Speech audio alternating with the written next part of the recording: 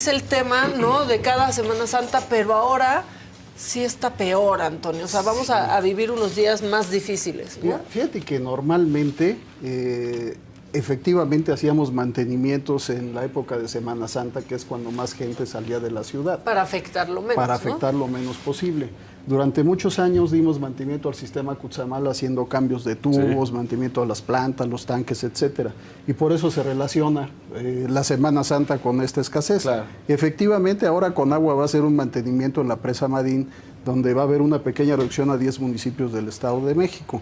Y en el sistema Cutzamala, pues tenemos el grave problema que ya mencionabas, de que las presas están abajo del 50%, llevamos 3 años que no llueve lo adecuado, un crecimiento urbano alrededor de canales y demás de las propias presas, y cada vez somos más en el Valle de México, consumimos más agua, la sobreexplotación de los acuíferos es cada vez mayor, el ahorro de agua es cada vez menor, se sigue con las fugas que rondan sobre el 45%. Que las puedes ver una semana entera ahí, ¿no? Brotando, y nadie hace nada. Sí. Es lo que te iba a decir, las fugas es lo peor que puede dañar, porque bien lo dice Maca, bien lo dice Fausto, tú pasas por un lugar, denuncias la fuga y pasan días en que vengan a resolver ese tema. Mira, hay veces, por haber estado en la parte de operación, quisiéramos decir, ¿sabes qué? Lo corto, ahorita ya no sale más agua.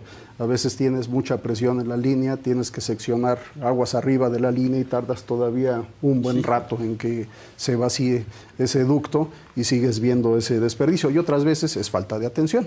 O sea, no todo es, digamos, la carga de la línea, pero efectivamente eso nos afecta mucho. Y ahora estamos viendo pues el programa que menciona el gobierno del bombardeo de nubes. Mira, la verdad yo lo veo personalmente como un tema que más es de desesperación que de solución. Históricamente el tema del bombardeo de nubes te da unos resultados que rondan sobre el 10%, pero además lleva inmerso todo un tema que es la modificación del ciclo natural del agua, del medio ambiente. Claro. Y además metes químicos que a la larga pues, generan daños a la salud. Claro, pueden generar daños a la salud, ¿no? Depende, claro, a qué concentración lo estás mandando. A lo mejor llueve, no pero pega. ¿qué llueve? Y va a llover. ¿Y cómo vas a controlar en un momento dado? Tiene que ser un tipo de nubes específico que tiene que estar ya formado. El cumulus nimbus es el no tipo de nube. No es en cualquier nube. No es aviento hoy y ya con eso. ¿Y cómo controlas el viento? O sea, bombardeamos en la parte alta, digamos, de Michoacán para que ahí los corrimientos vayan hacia el bosque en Zitácuaro y resulta que al dios Eolo se le ocurre soplar y te mueven las nubes a otro lado, ya habías bombardeado y pues llueve, pero en otro lugar. Ya beneficiaste, pero a otro estado. Lo ideal, creo yo, son acciones que a final de cuentas pues las haces porque estás viendo la gravedad del problema, pero hay acciones que tienen mucho más fundamento, donde se han hecho estudios y proyectos durante muchas décadas, que son, por ejemplo, la restauración de las cuencas. O sea, la restauración consiste en que tú vayas trabajando desde la parte baja hasta la parte alta, restaurar el bosque, que es lo fundamental. Esa es la mejor fábrica de lluvia que tenemos. Y se sigue permitiendo la tala inmoderada, seguimos viendo en todo el Valle de México, pero en la parte de Cutzamala, tú te vas a las zonas altas de Michoacán, pues la tala sigue. Claro. Y la invasión de tierras también, eso afecta muchísimo porque la gente está construyendo. Tumbas el bosque para hacer agricultura, para poner ganado, la gente construye alrededor de los canales, son cerca, desde donde empieza el sistema, que realmente empieza una presa que se llama Tuxpan, abajo de Agostitlán, en la parte alta de Michoacán. De ahí deriva hacia Zitácuaro, en la presa del bosque, baja hacia Valle de Bravo, Colorines, hay una presa pequeñita, Ixtapan del Oro, y tienes la presa de Villa Victoria, que es otra de las grandes que tiene. Pero vaya, a lo largo de todos los canales, cada vez ves más gente. Obviamente la gente se acerca donde está el agua, pero ¿por qué no existe un control? O sea, es lo que nos hace falta. Pero en todo el Valle de México, tú te asomas y ves hacia la parte de Naucalpan, de Magdalena Contreras, de Álvaro Obregón, y los cerros están comidos. Lo que alguna vez fue bosque, el propio Ajusco, ¿no? Claro. Lo que alguna vez fue bosque, pues hoy es... pura obra gris, por ejemplo. ¿no? Pura obra gris, pura invasión y permitida por las autoridades. Y claro, después vienes con los problemas. El primer servicio que das es la electricidad y de ahí derivas en todo, ¿no? Hay que meter agua, drenaje, pavimentación y vienen los problemas y los reclamos de la gente que dice, oye, no llega el agua, no sube. Pues es que no hay presión, no hay infraestructura suficiente para alimentar esto. Ahora bien, efectivamente, el sistema Cutzamala está en niveles muy bajos. ¿Qué tendríamos que hacer en principio? En 27 años. En 27 años. En el 2009, si no mal recuerdo, Hicimos también alguna reducción porque hubieron niveles bajos. Afortunadamente llovió lo suficiente y se recuperaron. Pero recordarán que en el 2012, también con niveles bajos, temperaturas altas, incluso se cerró la navegación en la presa Valle de Bravo. Sí, de hecho. Sigue habiendo mucha contaminación en las presas que hoy nos abastecen de agua potable, fundamentalmente Valle de Bravo y Villa Victoria. Y que no hay siempre acciones. hay como un conflicto en esa presa de Valle de Bravo, ¿no? Se están peleando el agua también. Los intereses que tienen los prestadores de servicios turísticos, toda la gente que vive alrededor, los que viven en la parte más alta, que normalmente pues construyen sus laguitos, sus retenes y demás, vas controlando los escurrimientos, ya no baja tanta agua, y muchas descargas sanitarias que llegan a la presa. Claro. Genera el crecimiento inmoderado de una alga que se llama navaena, y empiezas a tener problemas incluso para la calidad del agua. Hay planta de tratamiento, hay una planta que se está trabajando, donde con agua mete dinero el Estado de México y el propio gobierno de la ciudad, pero hace falta más acciones, desincorporar las descargas, meterle más dinero a lo que es el mantenimiento para poder conservar el sistema que hoy representa una gran aportación para el Valle de México. Tenemos una grave sobreexplotación del acuífero también, ¿no? Que ya se ha mencionado muchas veces cómo nos estamos acabando el acuífero metropolitano, pero tenemos que tomar acciones como la recuperación de esas fugas, o sea, invertir mucho en la infraestructura. Tenemos que invertir en el saneamiento, en la reutilización del agua, disminuir el consumo que se hace en la parte agrícola, que es donde tenemos casi el 65% del volumen de agua dulce se va a la parte agrícola. Que, por ejemplo, de eso no se habla mucho, porque ahorita dijeron, y están haciendo una automotriz en Monterrey, hablando de Tesla. La verdad, en donde más agua se va es en la agricultura. Así es. En la industria estás hablando del 5%. Sí. Realmente es poco para lo que se menciona como un daño. Pero está satanizado, ¿no? O sea, piensan que se gasta más en la industria automotriz y la verdad es que no. Hace falta tecnificar el campo. Sí. Buscar cultivos que consuman menos agua y que le den un valor agregado mayor al agricultor. O sea, no es lo mismo, vas en muchas partes cercanas al sistema Cutzamala, en Michoacán, por ejemplo, ellos vieron que lo que siembras es chayote, ¿no? No salen de chayote y de la guayaba. Podría sembrar otro tipo de hortaliza que seguramente te daría más recursos, pero hace falta invertir en el campo. Esa y es el ahorro realidad. También, la gente cada vez desperdicia más agua. Es que hay menos conciencia, ¿no? Venimos a la ciudad. ¿Cuántos domicilios habrá que no tienen medición? Claro. Muchísimos, ¿no? Muchos. Tomemos en cuenta que si hay un sector que tenemos que seguir apoyando, el sector más favorecido, y hay que subsidiarlo, pero hay otros sectores que realmente el agua debe tener un valor, tiene un valor muy alto, puede tener un costo mayor al que estamos pagando. Y estamos en ese dilema del derecho humano al agua, ¿no? Sí. El derecho humano al agua pareciera que como autoridad pues, tiene la obligación de llevarnos el agua a la casa, abrimos, y aunque no pague, tienes que seguírmelo dando. No va por ahí el asunto. Realmente el derecho humano al agua está enfocado a que sí tengas acceso en determinado punto y obviamente a que la autoridad siga trabajando dentro del esquema de mejorar la calidad del agua, de garantizar el abasto, de sanear el agua y de que conservemos la naturaleza de la mejor manera. Digo, la verdad es que nos estamos acabando el planeta. Y es que sí falta una campaña de concientización de ahorro de agua, ¿no? O sea, ustedes seguramente, yo también, yo crecí con una campaña constante de que ciérrale, exactamente. Los inspectores de agua para los niños, ¿se acuerdan? Que había muchísimas cosas. Hoy, la verdad es que no hay, y también pareciera que la gente ya se acostumbró a que te dicen que tienes que ahorrar agua y ya. Se acabó, y el ahorro pues lo haces si quieres y si no, y de repente dicen, oye, es que fíjate que pon la cubeta en la regadera y esa agua la guardas, y no, créeme que el que no tiene agua hace eso y más, ¿no? Usa el agua a la lavadora y la vuelve a reutilizar y demás. Y vuelves a ver a la gente que lava las banquetas con manguera, con Karcher, o sea, dices, sale con una Karcher a limpiar la banqueta, que no es posible, ¿no? Claro, ahí están echando. Y puedes hacer la denuncia y a lo mejor no pasa absolutamente nada. Pero por otro lado, efectivamente, yo creo que incluso hasta en los reglamentos de obra deberías de tener, y sobre todo en grandes desarrollos, el uso de la doble línea, ¿no? O sea, utiliza más el agua de lluvia, tener sistemas de almacenamiento de agua de lluvia, que puede utilizarlo para los sanitarios y demás, incluso de agua tratada, en zonas donde la propia ciudad o el propio desarrollo debería de poner una planta de tratamiento para que la utilices en plazas comerciales y demás, todos los servicios, ¿no? Que creo que en muchas sí ya se está utilizando.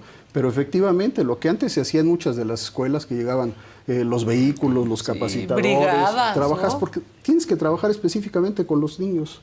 Los niños son los que más absorben la educación ambiental y van a transmitirla. Ahorita trabajar ya con los adultos mayores, pues no vas a cambiar mucho el tema, ¿no? Realmente cambias cuando ves que no tienes el servicio, cuando no tienes el producto. Dices, no hay agua, ahora sí cuídala, ¿no? Y es irónico, ¿no? Porque antes que estaban todas estas campañas no teníamos el problema de agua que tenemos hoy. O sea, seguías un consejo de una campaña, pero sin sufrir la escasez de agua. Ahora sí estamos sufriendo en muchas colonias. A ver, hay colonias en donde tienen agua 2 veces por semana, por ejemplo, ¿no? O sea, una cada 15 días. Y otras una cada 15 días, ¿no? Y quizás en zonas residenciales, pues de pronto vas a decir, hay menos presión, pero a veces también no hay, y no estamos haciendo caso a ningún nivel. Exactamente. Mira, yo creo que mucho del problema es que, tristemente, en nuestro país cada 3 años o 6 años cambian las políticas. Y así hayas hecho algo bueno, si cambias el gobierno municipal, cambias todo. Te vas y cambias todo. Esto no sirve y vengo yo con lo mío. Exactamente. Sí sirve, ¿no? Acuérdate que ya se había trabajado sobre una agenda del agua, se había trabajado sobre ciertas acciones. Y, a final de cuentas, todas las inversiones que se hacen en estudios, proyectos, en previsiones, que ya se veía desde 2010, 2002, pues que este problema venía en estas épocas, ¿no? De 23, 25, íbamos a estar en las crisis más graves en el Valle de México. Y vemos que sigue... Y ayudaría los programas de reencarpetamiento y eso con materiales diferentes, porque se decía en algún momento que si pones concreto, pues el agua no va a pasar, se va a ir a la coladera. ¿Se hace algo, se tiene previsto cambiar algo del suelo, ahora sí que del asfalto que usamos? Fíjate que sí se intentó, hasta donde tengo entendido, en algunos tramos que se hicieron hay concreto hidráulico, ¿no? Que permite justamente la permeabilidad y que se vaya. Tienes 2 tipos de problemas, yo creo. Uno, efectivamente, que conforme vamos haciendo dueños, digamos, de todos los cerros, empezamos a encarpetar. ¿Qué haces? Pues ya no permites la permeabilidad del agua hacia las zonas donde debería de bajar para el acuífero, y por otro lado incrementas la velocidad del agua hacia las zonas bajas y generas encharcamientos, inundaciones, y luego estamos batallando para sacar esa agua que debíamos haber aprovechado, mandarla al drenaje y que se vaya hasta el Golfo de México, ¿no? El tema fundamental es que a veces, con esta idea de que tenemos, ¿por qué no haces un pozo de absorción y que se vaya? Bueno, ¿cuánto aceite trae? ¿Cuántos contaminantes trae el agua? También, habría que darle un tratamiento previo, porque estamos pasando todos tirando aceite, combustibles, basura, químicos, en fin, lo que quieras. Claro. Lo ideal sería, por ejemplo, hacer parques lineales en todas las zonas donde puedas aprovechar el agua de lluvia, se mantenga, se infiltre, se vaya al acuífero y sí podamos aprovechar. Y si quieres hacer pozos de infiltración, pues que tengan ese tratamiento previo, ¿no? De hecho, sí se puede, es un proceso muy caro. Tienes que llegar al tratamiento de aguas residuales, un tratamiento terciario casi potabilizado, y lo puedes inyectar al acuífero. Pero más caro va a ser cuando no haya agua, ¿no? Exacto. Sí, y aquí dicen, se reían de Monterrey. Bueno, Monterrey es un caso, Nuevo León, en donde sí sirvió la inyección de nubes, por ejemplo. Mira, no podemos saber. Te soy franco, debe de haber abonado en algo. No creo que haya sido la solución. Fue la lluvia, ¿no? Y cayeron las tormentas. También, fíjate, es un tema interesante, el ordenamiento en la administración del agua, cambiar un poco esa visión. Tenemos, por ejemplo, mucha industria que efectivamente posee los títulos, los derechos sobre grandes volúmenes que muchas veces no utiliza. No se trata de arrebatárselos, de quitarlos, pero yo creo que en crisis como las que se vieron en Nuevo León, aquí sí debe de haber un consenso entre la autoridad y los dueños de esos títulos para poder dejar que se utilice ese volumen para el aprovechamiento y la potabilización para el consumo humano. Entonces, esa parte hay que revisarla, hay que trabajar, pero lo fundamental, por ejemplo, en Monterrey, pues se abastecen de aguas superficiales. Sí incrementaron las perforaciones de pozos. Vas a trabajar, le vas a pagar un poco más al acuífero, pero sales de la crisis. Yo creo que lo fundamental, regreso al punto inicial, es trabajar en la restauración de las cuencas. Tenemos que recuperar bosques, tenemos que recuperar la naturaleza. Nos va a llevar muchos años y mucho dinero, sí. Y sacar a los invasores, que también eso va a ser un problema, porque pero lo tienes que hacer porque son personas que además han llegado y se han instaurado y la ley pues ha hecho ojos ciegos, ¿no? Al final del día. Y en muchos casos se ve prácticamente imposible. Yo creo que lo ideal es buscar cuáles son las zonas, realmente los corredores que todavía se pueden conservar, restaurar donde se puede restaurar. Por ejemplo, el tema del sistema Cutzamala tiene, hombre, o sea, son miles de hectáreas que se pueden trabajar, donde puedes reforestar, donde hay que meterle dinero, pero sí ha habido un abandono completo, ¿no? De muchos años, que estamos justamente pagando la factura ahorita.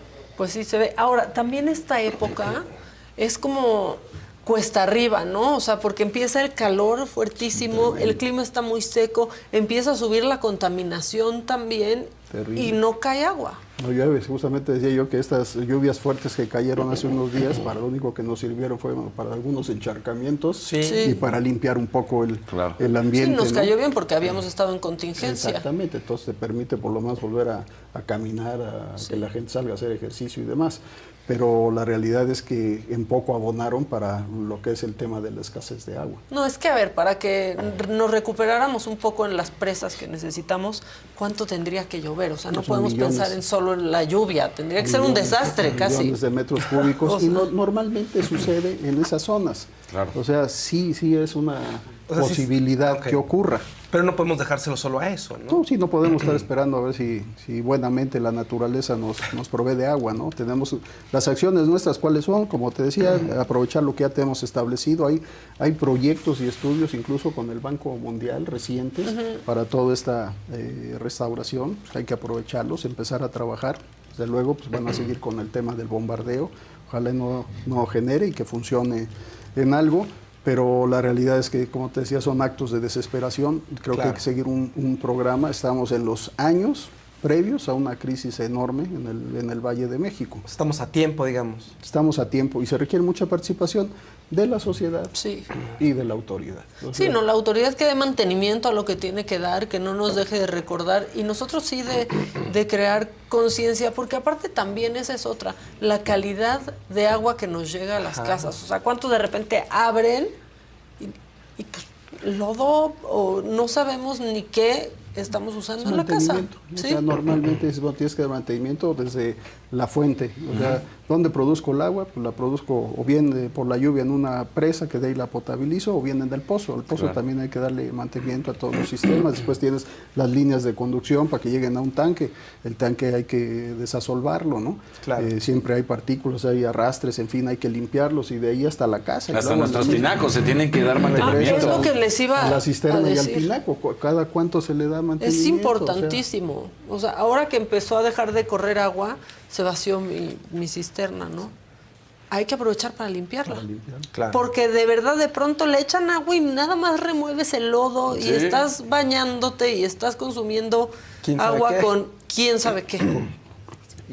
O sea, bueno, y sí sabemos qué, pero no queremos decirlo porque está horrible, ¿no? Exactamente, pero es parte del aroma citadino.